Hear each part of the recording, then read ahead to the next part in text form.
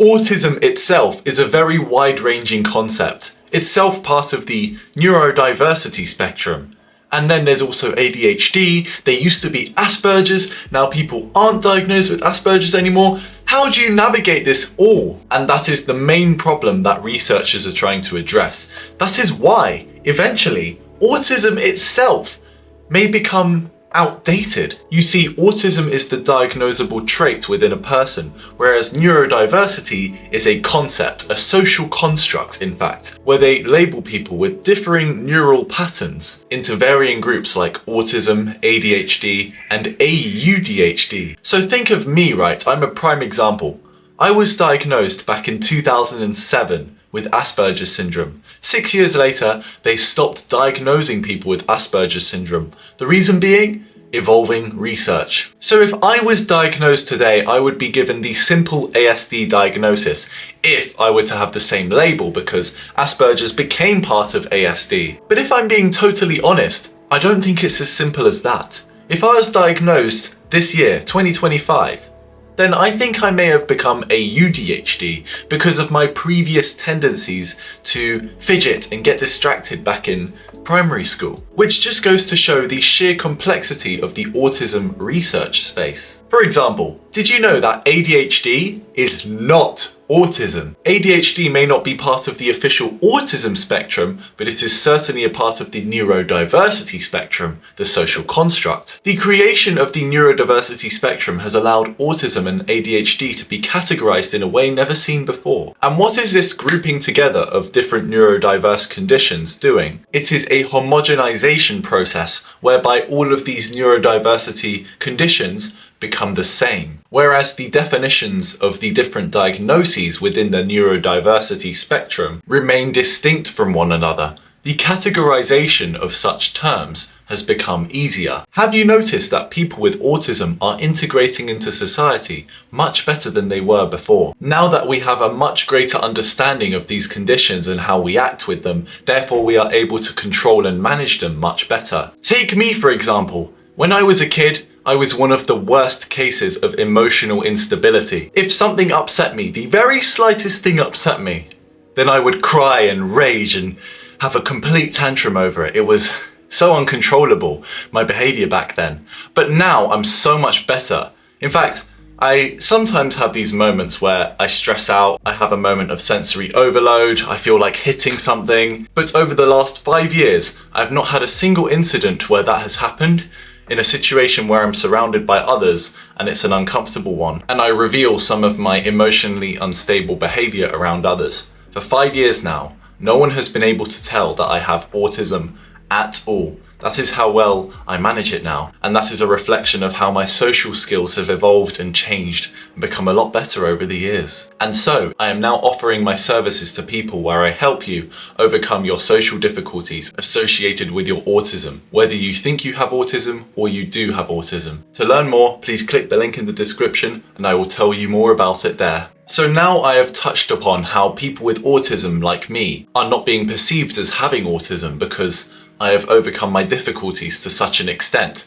There's also the reverse of that case where there are people who aren't diagnosed with autism who display a lot of the autistic traits. Due to this confusion, the definitions and understandings of autism are forever changing. And so because of that, in the future, I think that autism may exist no more. See the ways in which we categorize people with autism. It can be wrong. Autism is only a label. Compare a person with high-functioning autism to a person with low-functioning autism.